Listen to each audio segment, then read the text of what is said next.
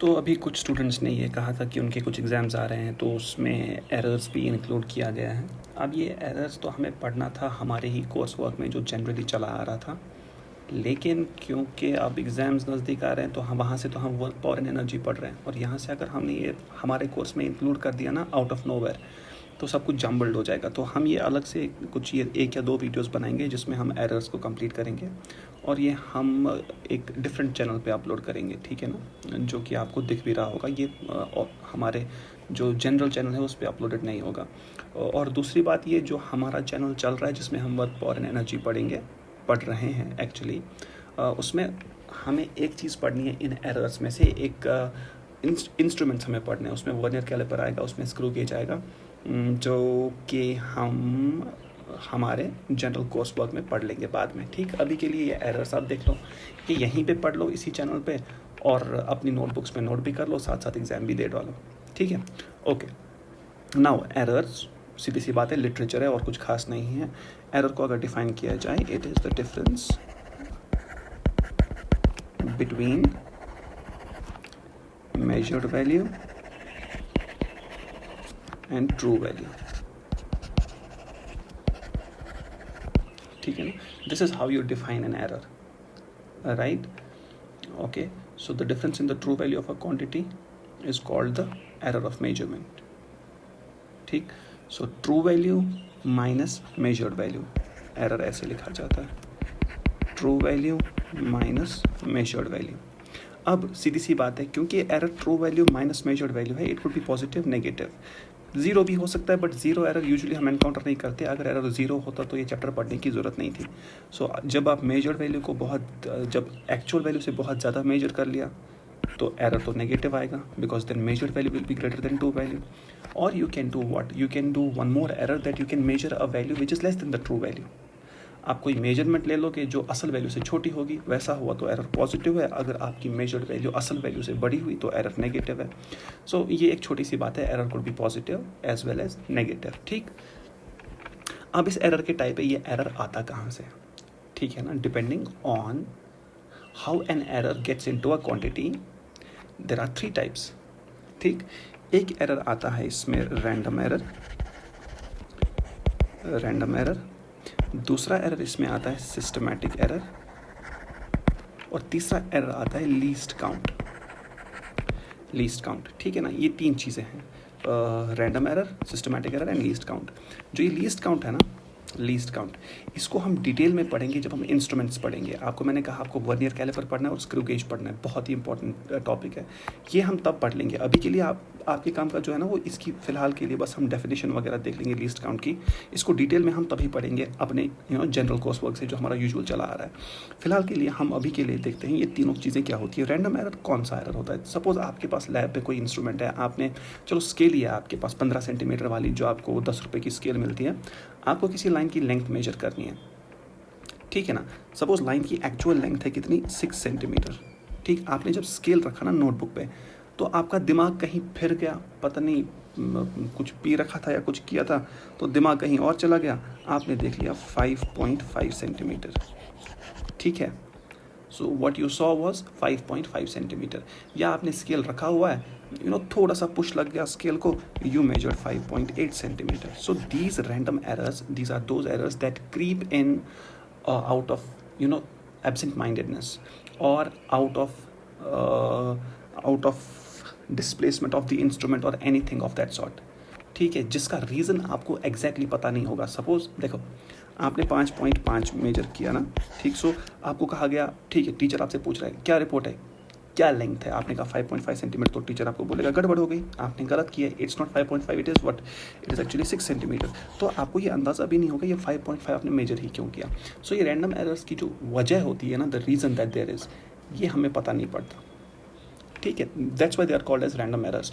और random errors के साथ डील करना बहुत मुश्किल होता है, क्योंकि रीज़न पता ही नहीं है एरर कहाँ से आया, ठीक है। और इनके साथ रैंडम एरर्स के साथ डील कैसे किया जाता है वो हम लेटर बड़ी डिटेल में पढ़ेंगे। आपका ये चैप्टर जो है ना, पूरा इसी पे बेस्ड है। किस पे? अभी तक रैंडम, मैक्सिमम इसका रैंडम एरर पे बेस्ड है। उसके बाद सिस्टमैटिक एरर आता है। Systematic errors, these errors are quite easy to deal with. इनका रीज़न भी आपको पता होता है और पहले से ही पता होता है, ठीक है। सपोज आपके पास कोई स्केल है, राइट। या आपके पास कोई मान लो पैन है, वेइंग पैन या स्प्रिंग बैलेंस है। अब आप स्प्रिंग बैलेंस किस काम का आता है? ये मेजरमेंट ऑफ वेट्स, ठीक है। यू ऑलरेडी नो कि ये स्प्रिंग बैलेंस ख़राब है, सिस्टम की वजह से एरर है, इंस्ट्रूमेंटल एरर या सिस्टमैटिक एरर। सो आपको पता है पहले से ही स्प्रिंग बैलेंस ख़राब है। ख़राब किस लिए है? आपको ये दिख रहा है कि भाई मैंने तो कुछ लटकाया नहीं, लेकिन ये फिर भी दिखा रही है 1 kg, that there is nothing that you are measuring, but still the spring balance shows 1 kg, जबकि without any measurements it should have shown what? 0 kg, but it shows what? 1 kg.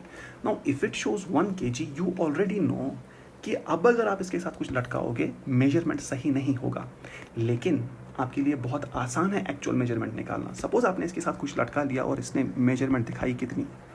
21 kg। जो चीज़ आपने इसके साथ लटकाई, क्या उसका measurement 21 है? नहीं। क्यों नहीं? क्योंकि आपको पता है 1 kg तो बेकार में ही मिला है, तो असल उसका मेजरमेंट कितना है? 20 kg। सो इसको बोलते हैं कौन सा एरर? Systematic error. अच्छा ठीक है, तो आपके पास सपोज कोई ख़राब इंस्ट्रूमेंट है और इसमें खराबी कौन सी है? आपको ये ऑलरेडी पता है कि ये भाई ख़राब है, मुझे दिख रहा है कि कुछ नहीं लटकाओ फिर भी 1 kg दिखा रहा है। अब इसने आपको कितना दिखाया? 21 kg। Can you find the actual weight? Sorry mass. हाँ 20 kg। Why? Because you knew the खराबी, आपको पता था पहले ही 1 kg। Systematic error. So systematic errors को एलिमिनेट करना बहुत आसान रहता है। रैंडम एरर को एलिमिनेट करना बहुत आसान क्या, बहुत मुश्किल होता है, क्योंकि ये बहुत ऐसी चीज़ों से आ जाता है रैंडम एरर जिनका इंसान को पता भी नहीं होता कि क्या गलती हुई होगी, मैंने कहाँ पर कैसे देख लिया इसको। कहीं मैंने टेढ़ा तो स्केल को नहीं देखा, कहीं मेरी आँख मतलब you know if you view a scale at a very acute angle, आपको पता है कि कोई चीज़ लंबी और छोटी लगती है, ठीक है ना। So random errors quite difficult to deal with, systematic errors they are quite easy to deal with. अब आता है लीस्ट काउंट। लीस्ट काउंट में आप एक चीज़ समझो, देखो समझने वाली बात है मैक्सिमम। इसके लिए मैं आपको क्या दिखाऊं? एक सेकेंड, आपको मैं वर्नियर से ही दिखाता हूँ। एक स्केल है, ठीक है, this is a scale, right. अब इसका मैं स्क्रीनशॉट लेता हूँ ताकि हम इसको जूम कर सकें। अब देखो, वी विल सेव इट। अब हम वापस जाएंगे फ़ोटोज़ में, ये यहाँ पर, ये यहाँ पर, ठीक है। हाँ देखो, ये यहाँ से यहाँ तक, यहाँ से लेकर के यहाँ तक पूरा, व्हाट इज़ दिस? ये कितने सेंटीमीटर है? दिस इज़ 1 सेंटीमीटर, है कि नहीं? This is 1 centimetre. या फिर मैं इसको इसी ऐप में लेके आता हूँ, देखो यहीं पे लेके आएंगे, ठीक है। हाँ, आई हैव इंसर्टेड इट, अब सही रहेगा। हाँ, दिस इज़ 1 सेंटीमीटर, 2 से लेकर के 3 तक। सपोज आपके पास कोई लेंथ है, एक लाइन सेगमेंट है, ये जो मैंने ब्लैक से ड्रॉ की ना, ये लाइन सेगमेंट है। आपको कोई कहेगा इसकी मेजरमेंट लो, आपके पास स्केल ये है, जो ये है ना, दिस इज़ योर स्केल। कहा इसकी मेजरमेंट लो, आपने कहा ठीक है, लग तो रहा है 1 सेंटीमीटर है, और आंसर भी चलो आपने दे दिया 1 सेंटीमीटर है, राइट, ठीक। अच्छा, उसके बाद आपको कहा गया कि भाई बताओ इसकी मेजरमेंट कितनी है। इसी लाइन को आगे घसीटो, ये देखो 2 से यहाँ तक, आप कहोगे 3.1 लग रहा है, ठीक, तो 3.1। अच्छा, अब देखो गड़बड़ कहाँ हो जाएगी। ये आपने रिपोर्ट की ना, दिस इज़ करेक्ट, ठीक, this is your correct report. अब देखो गड़बड़ कब हो जाएगी?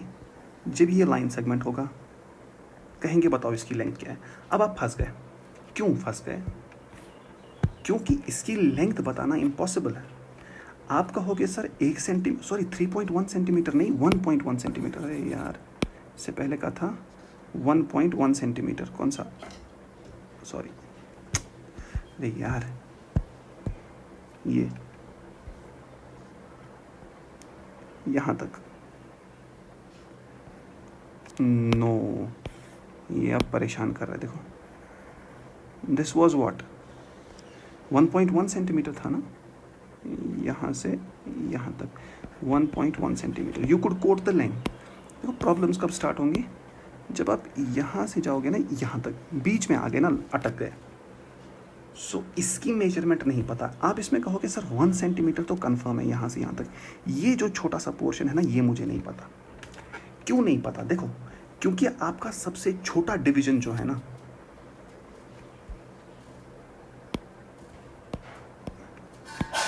यहां तक आप कंफर्म हो ना, यहां तक ये जो पोर्शन बचा ना, ये लेंथ, ये स्केल के सबसे छोटे डिवीजन से भी छोटा है। ठीक, स्केल का सबसे छोटा डिवीजन, ये बची हुई जो लेंथ है जिसमें कंफ्यूजन है, वो कितनी है? ये कंफ्यूजिंग लेंथ स्केल के सबसे छोटे डिवीजन से भी छोटी है। तो इसकी लेंथ जब आप बताओगे ना, आप बस अंदाज़ा लगा सकते हो, एक्चुअल नहीं बता सकते। आप कहोगे सर 3 तो है, 3.1 भी नहीं है, 3 to 3.1 इसके बीच में है। यार क्या कर रहा है ये? 3 to 3.1 इसके बीच में है। इसके बीच में तो इनफाइनाइट वैल्यूज हो सकती हैं, there could be infinite numbers. कौन से? 3.01, 3.09, 3.001। So you are caught in between. तो जो भी आप मेजरमेंट बोलोगे, आप कहोगे मैं मानता हूँ 3.09, लेकिन कंफर्म नहीं है, क्योंकि स्केल के सबसे छोटे डिवीजन से भी छोटा कंफ्यूजन है। स्केल के सबसे छोटे डिवीजन को बोला जाता है लीस्ट काउंट। यहाँ पर स्केल का सबसे छोटा डिवीजन आपकी कंफ्यूजिंग लेंथ से बड़ा है, तो इंस्ट्रूमेंट का लीस्ट काउंट जितना छोटा हो उतना वो एक्यूरेट होगा, उतना एरर होना मुश्किल है। अगर तो इंस्ट्रूमेंट का लीस्ट काउंट बड़ा है तो कन्फ्यूजन्स बहुत होंगे। So we will always prefer a scale whose least count is very very small. लेकिन एक हद होती है जहाँ तक आप लीस्ट काउंट बना सकते हो, ठीक है ना। अब ये नहीं कह सकते कि इनफाइनाइटली स्मॉल लीस्ट काउंट हो, लेकिन कोशिश की जाती है कि स्केल्स को ऐसे बनाया जाए जिनका लीस्ट काउंट क्या हो, बहुत छोटा हो। और इसकी एग्जांपल्स में हम वर्नियर कैलिपर पढ़ेंगे और हम स्क्रू गेज पढ़ेंगे, वो तो हम हमारे रेगुलर कोर्स में पढ़ेंगे। फिलहाल के लिए आपको पता चला कि लीस्ट काउंट से एरर कैसे आ सकता है, ठीक है। लीस्ट काउंट, इसकी हम डेफिनेशन सी लिख देंगे। Least count is the smallest measurement that an instrument can make. Smaller the least count, larger is the accuracy, and lesser is the error. ठीक है, ओके। तो these were the 3 types of errors. अब हम किसके साथ deal करेंगे? इन तीन में से systematic error we are not dealing with it as of now. ये भी हम पढ़ेंगे वर्नियर कैलिपर में। As far as this error is concerned, ये भी हम अभी डील नहीं करेंगे। All that this chapter will focus on is random error. Okay, अब रैंडम एरर के भी टाइप्स हैं, ठीक। There are types of random error. पहला टाइप एब्सोल्यूट एरर।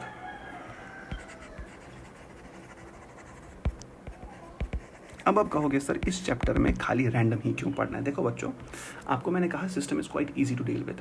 सिस्टम में प्रॉब्लम पता है, आपको पता था 1 kg की प्रॉब्लम है, ये 1 kg आपने एंड में इग्नोर करा, आपने कहा 20 की जगह 21 की जगह आपने बोला 20, तो चैप्टर तो वहीं खत्म हो गया, पढ़ने की क्या ज़रूरत है, ठीक। रैंडम एरर क्योंकि बहुत डिफिकल्ट डील करना है, तो इसके लिए थोड़ी पढ़ाई है, तो वो पढ़ाई हम करने वाले हैं, ठीक। अब absolute error.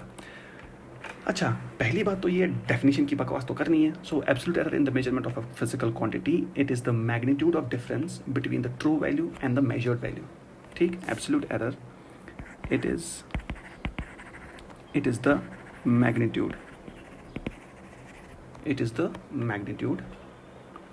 Of difference between true value and measured value. So अगर आपको एब्सोल्यूट एरर पूछा भी जाए, ठीक है ना, आपको क्या लेना है? मैग्नीट्यूड, ठीक है। It could be positive as well as negative, ठीक है ना। अच्छा, अब यहाँ मैग्नीट्यूड का वो नहीं लगा लेना, मॉड है तो मैं पॉजिटिव ही सब कुछ मानूंगा, नहीं। एरर में पॉजिटिव और नेगेटिव का बहुत मतलब है। यहाँ जब ये मैग्नीट्यूड बोलता है इट्स वैल्यू, फिर हाँ, हमें ये ज़रूर बताना है कि एरर पॉजिटिव है कि नेगेटिव है। चलो ठीक है, अब हम शुरू करते हैं असल चीज़। आपके पास सपोज़ कोई भी क्वांटिटी है। जब एक क्वांटिटी बात करें ना तो स्टूडेंट परेशान हो, क्या क्वांटिटी बोल रहा है। मैं कहता हूँ कुछ भी मेजर कर लिया, लेंथ हो, मास हो, वेट हो, फोर्स हो, जो मेजर करना है लैब में करो। सपोज किसी ने कोई चीज़ मेजर की, मैं उस चीज़ को बोलता हूँ ए, ठीक, कुछ भी मेजर कर लिया। अच्छा ठीक है, उसने कोई इंस्ट्रूमेंट लगा लिया और मेजर कर लिया, तो उसको मिला, पहले वैल्यू मिला उसको A1। अब सीधी सी बात है, क्योंकि इंस्ट्रूमेंट हाथ में लिया है, इंसान मेजरमेंट कर रहा है, तो गलती की तो गुंजाइश है। कैसे गुंजाइश है? इंस्ट्रूमेंट टेढ़ा रख लिया, जिस एंगल पे रखना था एग्जैक्ट नहीं रह पाया, ठीक है। जैसे देखना था, आँखों को जैसे रखना था, अपनी साइड को जैसे रखना था, परपेंडिकुलर रखना था, उसने थोड़ा साइड को टेढ़ा कर लिया।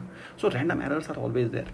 तो उसने देखा ना, उसने मेजरमेंट ले लिया, ही टुक A1 नो, क्योंकि साइंटिस्ट्स को पता है कि जिसने मेजरमेंट लिया he is not a perfect person, so he is bound to make mistakes, ठीक है ना। तो उसने तो गलती की होगी, तो गलती की है तो वो उसको बोलते हैं यार पहली मेजरमेंट पे हमें भरोसा नहीं, दूसरी ले ले, तो वो लेगा A2। क्योंकि फिर से इंसान मेजरमेंट कर रहा है, तो उसको बोलते हैं साइंटिस्ट नहीं, तीसरी ले लें, तो ही टुक A3। तो उसने कहा कि भाई पहली बार तो मुझे वैल्यू मिला है 2.4, दूसरी बार 2.5, तीसरी बार 2.8। अब वो खुद कंफ्यूज है कि सही कौन सा है, क्योंकि तीनों मेजरमेंट्स उसी ने ली है, तो वो तीनों में से गलत किसी को बोल ही नहीं सकता, ना तो तीनों में से सही किसी को बोल सकता है। या तो उसकी मेजरमेंट हर टाइम सेम आए, 2.5, 2.5, 2. तो फिर तो 2.5 सही है। अब उसको पहले 2.4 आ रहा है, फिर 2.5, 2.8 आ रहा है, तो वो कह रहा है कि भाई गड़बड़ तो है, मैं एक बार फिर लेता हूँ। फिर 2.9 आ गई तो A4 ले लिया, उसी तरह से A5 ले लिया, उसी तरह से अब लेते लेते पागल हो गया। यहाँ 2.8 आया, ये 2.8 यहाँ आके रिपीट हुआ, तो वो क्या कहेगा, सही 2.8 है? नहीं, अरे 2.8 रिपीट हुआ तो क्या हुआ, बीच में तो सब डिफरेंट है। हो सकता है जितनी गलती उसने यहाँ की वैसी ही गलती यहाँ की, तभी 2.8 आया, ये ट्रू वैल्यू है ही नहीं। So whenever you measure quantities in a lab, you know, whatever measurement that you take, it is bound to have what? It is bound to have errors, even if it is accurate. That truth is known by no one that it is accurate. Nobody knows that it is 100% accurate. ये खुदा को ही पता होगा, but हम क्योंकि इंसान हैं, हम काम करते हैं, हम कहते हैं चलो ठीक है, अब पूरा दिन तो मेजरमेंट्स नहीं लेते रहेंगे, हम कहते हैं चलो सो ठीक है, पूरा दिन तो मेजरमेंट्स नहीं लेंगे, तो हम कहते हैं भाई एक जगह पे आके रुक जाओ। तो हम कहते हैं आप A1 भी, A2 भी, A3 आप तो AN मेजर करते रहो। फाइनली क्या किया जाता है ना, काम देखो कि A1 को कह देना कि A1 सही मेजरमेंट है और A2 सही नहीं है, that won't be right, because you never know, maybe A1 में ही गलती हुई हो, क्योंकि रैंडम एरर्स का पता नहीं है गलती कहाँ पे हुई है, मे बी A1 में गलती हुई हो, फिर आप वो चलो नहीं A3 को सही मानते, बाकी सबको गलत मानते, फिर से नाइंसाफियाँ। तो क्योंकि हम किसी एक को सही नहीं मान सकते और बाकी सबको गलत खुद से नहीं कर सकते, तो हम कहते हैं कि सब के सब को सही मान लो।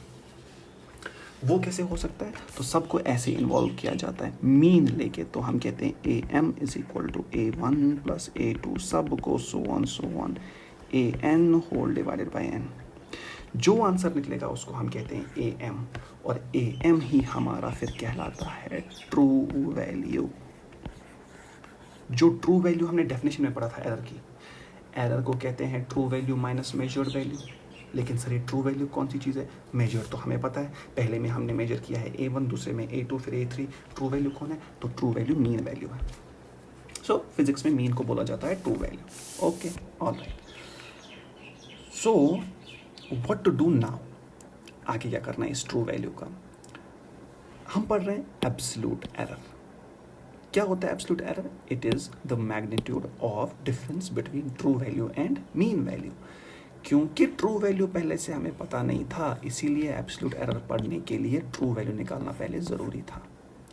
और किसके बीच में difference? True value and measured value. So we will start to find out the absolute error. तो जो आपने एक्सपेरिमेंट 1 किया था, एक्सपेरिमेंट 1 का मतलब जहाँ मेजरमेंट आपने A1 ली थी, एक्सपेरिमेंट 1 में एरर कितना है? True value minus measured value. True value is AM minus measured value is A1। Experiment number 2 में गलती क्या है? एक्सपेरिमेंट नंबर 2 में फिर से true value AM minus A2। 3 में क्या गलती है?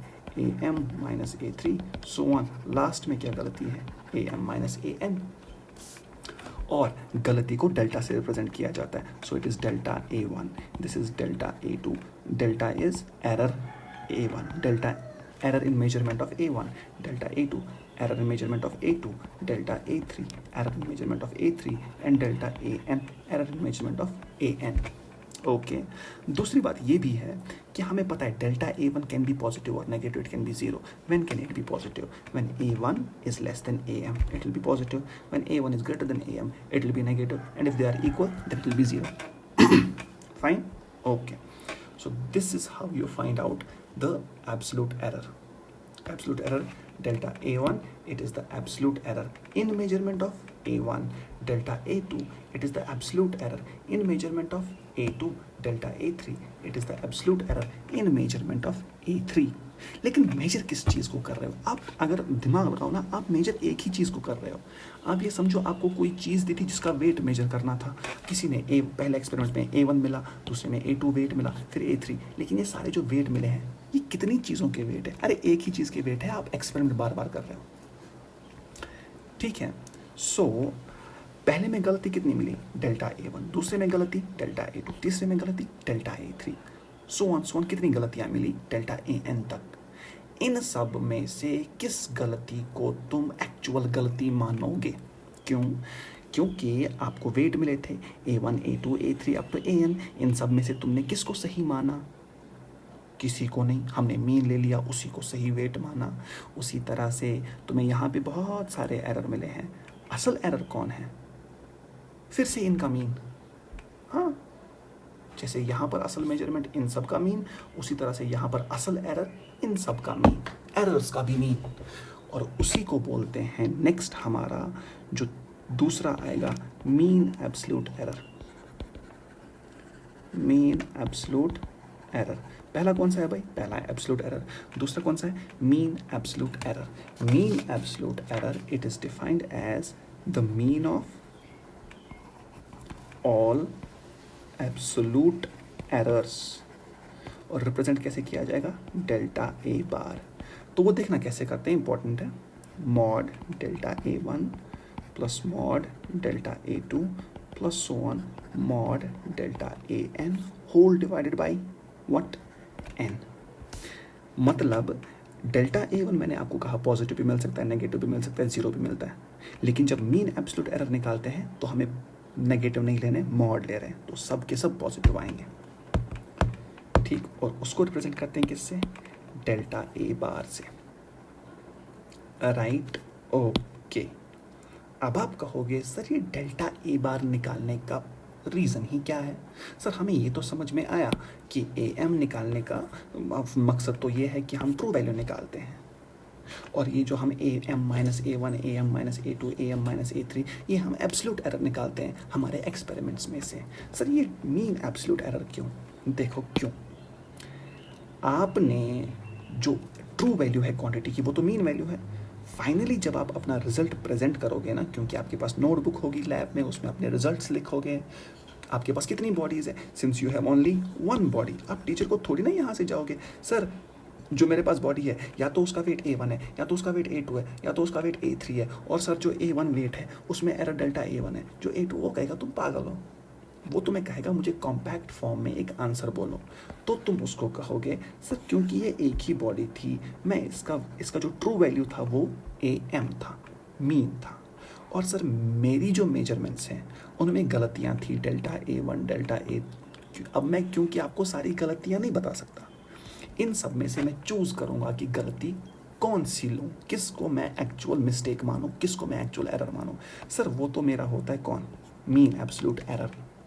तो वो तुम्हें कहेगा तुम्हारी जो मेजरमेंट्स थी क्या वो ट्रू वैल्यू से ज़्यादा थी कि कम थी? तुम कहोगे सर कभी ज़्यादा थी और कभी कम थी. तभी लिखा जाता है प्लस माइनस. जितनी ज़्यादा और जितनी कम तुमने मेजरमेंट, सपोज असल मेजरमेंट तो AM है, तुमसे गलती कितनी हो सकती है? या तो तुम AM से ज़्यादा मेजर करोगे या AM से कम मेजर करोगे. ज़्यादा के लिए प्लस और कम के लिए माइनस. और जितना तुम ज़्यादा या कम जाओगे वही तो एरर कहलाता है. और एरर है कितना? Delta A, mean absolute error. तो प्लस माइनस डेल्टा A बार. तो ऐसे तुम अपना आंसर प्रेजेंट करोगे. So all in all what do you do with measurements, आप अपने एक्सपेरिमेंट्स के साथ क्या हशर करते हो। आप अपने एक्सपेरिमेंट्स में से पहले सारे वैल्यूज़ निकाल लेते हो जो आपको लिखना आएगा, जो आपको देखना आएगा, जो आपको ऑब्जर्व करना आएगा। अपनी सारी ऑब्जर्वेशन में से पहले आप ट्रू वैल्यू निकालते हो मीन लेके, फिर आप टीचर के पास ट्रू वैल्यू लेके नहीं जाओगे क्योंकि आपसे गलतियाँ भी हुई हैं। फिर आप हर एक्सपेरिमेंट की गलती अलग अलग से निकालोगे। इन सब गलतियों में से किसको तुम एक्चुअल गलती मानोगे, वो इन सब गलतियों का भी मीन है, जो कि ये है। तो इसका मतलब असल वैल्यू थी AM और तुमसे गलती हुई है डेल्टा A बार। अब गलती ज़्यादा भी हो सकती है, कम भी हो सकती है, तो उसके लिए plus minus and delta A bar. This is it. इसी के लिए ये चीज़ें पढ़ी जाती हैं। अब उसके बाद एक और चीज़ आती है समझना, रिलेटिव एरर। इसमें मैं न्यूमेरिकल एक दिखा दूंगा। Relative error, simply relative error is mean absolute error divided by mean value. Mean value या ट्रू वैल्यू जो कि AM तुमने निकाला था, और mean absolute error delta A बार। फिर आता है परसेंटेज एरर, सॉरी 2 लिए थे ना, ये तीसरा और ये चौथा। पहला कौन, एब्सोल्यूट एरर, दूसरा मीन एब्सोल्यूट, तीसरा रिलेटिव और चौथा percentage error. Percentage error is relative error into 100%। अरे इसी को परसेंटेज में लिखना, रिलेटिव एरर मल्टीप्लाइड बाय 100%, यानी कि delta A bar by true value multiplied by 100%। बात ख़त्म। अब एक न्यूमेरिकल करते हैं जो ये सारा उसमें आ जाएगा कॉम्पैक्ट फॉर्म में। देख लो न्यूमेरिकल क्या है। Question is like this, repeated observations in an experiment gave the values of a physical quantity PQ physical quantity 1.2। ये पहला एक्सपेरिमेंट था। 1.2.9 ये क्या है, कोई एंड्रॉयड वर्जन लग रहा है। हाँ 1.29, दिस इज फर्स्ट एक्सपेरिमेंट। फिर सेकंड एक्सपेरिमेंट किया गया, आंसर आया 1.33। Third experiment 1.34। फिर फोर्थ एक्सपेरिमेंट हुआ तो आंसर आया 1.35। फिफ्थ एक्सपेरिमेंट हुआ 1.32। सिक्स्थ हुआ 1.36। सेवन्थ टाइम एक्सपेरिमेंट किया गया, उसी चीज़ पे एक्सपेरिमेंट कर रहे हैं 1.30, एंड लास्ट टाइम पे 1.33 आया। सवाल देखो क्या है, कैलकुलेट ट्रू वैल्यू और मीन वैल्यू, बात एक ही है। एब्सोल्यूट एरर, रिलेटिव एरर, ठीक है, and percentage error, and report the quantity. Report the quantity तो सीधी सी बात है, कोई मसला नहीं। पहले एक्सपेरिमेंट नंबर, ठीक है, serial number of the experiment. This is 1, this is 2, 3, 4, 5, 6, 7, 8 experiment किए हैं ना। उसके बाद एक्सपेरिमेंट हो गया, उसके बाद मेजर्ड वैल्यू, क्या मेजर किया पहले एक्सपेरिमेंट में, दूसरे में, तीसरे में और चौथे में, एंड सो ऑन। उसके बाद मेजर्ड वैल्यू के बाद आप लिखोगे मीन एब्सोल्यूट एरर। सही भाई, okay. So this is your A1 क्या मेजर किया, 1.29। फिर क्या मेजर किया, 1.33, 1.34, 1.35, 1.32, 1.36, 1.30, 1.33। उसके बाद mean absolute error. What is mean absolute error? Sorry, it's not mean absolute error, it is absolute error only. Absolute error होता है मीन, है ना, mean minus the true value minus measured value. अभी तो true value निकालना बाकी है ना, ट्रू वैल्यू निकालना बाकी है। तो मैं लिखूंगा true value is equal to सबका mean 1.29 plus 1.33 plus 1.34 plus 1.35 plus 1.32 plus 1.36 plus 1.30 plus 1.33 whole divided by 8। ठीक है बच्चा, अब जब आपने इसको होल डिवाइड बाय 8 कर ही लिया है तो आपको आंसर आएगा, देखना। तो ट्रू वैल्यू ये कैलकुलेटर पे ही करना है। हाँ, ट्रू वैल्यू आपको आएगा 1.3275। 1.3275। देखो मैंने ये 1.3275 कहा ना आपको। यहाँ मुझे बताओ जितनी भी आपको ये वैल्यूज़ वहाँ से गिवन है ना, they are correct to 2 places of decimal. तो आप इसको भी 2 प्लेसेस बनाओ। तो इसको आप लिखोगे कैसे, इसको लिखोगे 1.33, right. So this is 1.33 rounded off. This is now your, यहीं पे सारा दारोमदार है। This is your what value, this is your true value. अब आप एब्सोल्यूट एरर निकालने की पोजीशन में हो। तो मैं पता है क्या करूँगा, मैं इस चीज़ को ऊपर से नीचे शिफ्ट कर दूँगा। हाँ, अब आप एब्सोल्यूट एरर निकाल सकते हो। एब्सोल्यूट एरर क्या होता है, mean true value minus measured value. True value अब कितनी है 1.33 माइनस मेजर्ड वैल्यू, तो यहाँ आएगा 1.33 माइनस 1.29 0.01 सॉरी 0.04। उसके बाद आएगा 1.33 माइनस 1.33, ये बनेगा कितना 0.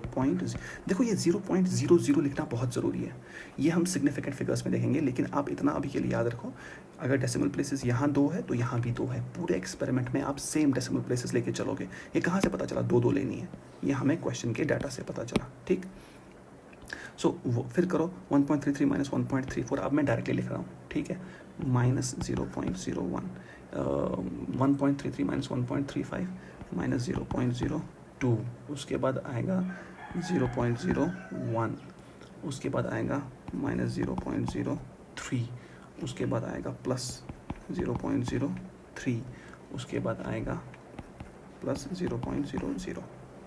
देखो अब एब्सोल्यूट एरर 0 भी आया, नेगेटिव भी आया, पॉजिटिव भी आया। सो जैसा कहा था हमने, ये पॉजिटिव नेगेटिव 0 कुछ भी आ सकता है। ठीक है, ओके, एब्सोल्यूट एरर। अब क्या करना है, तो इसने सवाल ने क्या पूछा था, कैलकुलेट ट्रू वैल्यू, निकाल चुके हैं 1.33, एब्सोल्यूट एरर हर क्वांटिटी में निकाल चुके हैं, relative error and percentage error, and report the quantity. To report the quantity आपको मीन एब्सोल्यूट एरर निकालना होता है।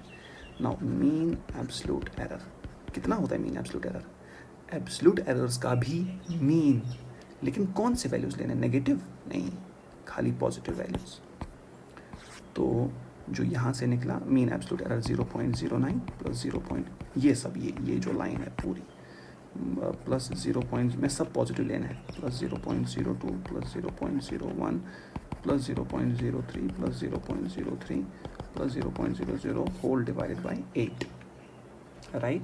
सो मीन एब्सोल्यूट एरर आएगा आपका 0.0175, लेकिन हमें 2 प्लेसेस लेने हैं, तो 0.02। This is your mean absolute error. इसको हम शायद डेल्टा ए बार कहते थे। अब क्या कह रहा है, रिपोर्ट योर क्वांटिटी। क्वांटिटी कैसे रिपोर्ट होती है, ट्रू वैल्यू लिख लो 1.33 जो कि मीन ही होता है, उससे ज़्यादा या कम 0.02। This is how you report the quantity, बात ख़त्म। ठीक, अब एक और चीज़ पूछी थी इसने, रिलेटिव एरर निकालो। बच्चों रिलेटिव एरर कितना होता है, रिलेटिव एरर होता है mean absolute error divided by mean. अगर हम यहाँ देखें mean absolute error by mean value, what is your mean absolute error 0.02 by mean value कितना 1.33। ठीक बच्चा, तो आपको आंसर आएगा 0.015, क्योंकि 2 डेसिमल प्लेसेस है तो 0.02। लेकिन याद रखना, क्योंकि बात एरर की है, यू कैन गो अप और यू कैन कम डाउन, तो रिपोर्ट ऐसे किया करो, plus minus plus minus plus minus. उसके बाद आता है परसेंटेज एरर। परसेंटेज एरर कितना होता है, रिलेटिव एरर की ही percent, so plus minus 0.015 into 100 is equal to 1.5 plus minus. अब आप कहोगे सर आपने यहाँ रिलेटिव एरर 0.02 क्यों नहीं लिया, 0.015 ही क्यों लिया, क्योंकि असल रिलेटिव एरर था 0.015, तो रिलेटिव एरर को जब राउंड ऑफ किया तो 0.02, लेकिन जब परसेंटेज निकालना हो तो you will take actual value. ठीक है, फिर उसको अलग से देखोगे 0.015 इंटू 100, तो वो अपना 1.5% अलग से आएगा। ठीक, so this is how you do it. ठीक है ना, सो बात ख़त्म। इसके बाद आएगा कौन सा, addition of error, subtraction and division, वो मैं नेक्स्ट वीडियो में आज शाम को ही कर लेंगे। So will finish it by today itself. तो फिर एरर्स का चैप्टर खत्म हो जाएगा और आपका ये बोर्ड की परेशानी जो भी एग्जाम है पता नहीं क्या है, ये इसमें आ जाएगा पूरा। बाकी इसमें बचता है हमारे पास इंस्ट्रूमेंट्स, तो वो इंस्ट्रूमेंट्स भी हम पढ़ लेंगे, बट वो हम रेगुलर कोर्स वर्क के साथ पढ़ेंगे, क्योंकि वो बहुत इंपॉर्टेंट है। इससे ज़्यादा इंपॉर्टेंट है वो इंस्ट्रूमेंट्स में से एक इंस्ट्रूमेंट ये वर्नियर कैलिपर, इसी को बोलते हैं। ठीक है, this is used to measure quantities, you can measure smaller quantities smaller than the normal scale। ठीक है, ये इसको यहाँ रखोगे, ये ऑब्जेक्ट यहाँ रहेगा, फिर ये 2 टाइप के स्केल्स होंगे, ये किस टाइप का क्या हो रहा है ये हम सब तभी पढ़ेंगे इसी एनिमेशन के थ्रू। ठीक है, सो अभी के लिए इतना काफ़ी है।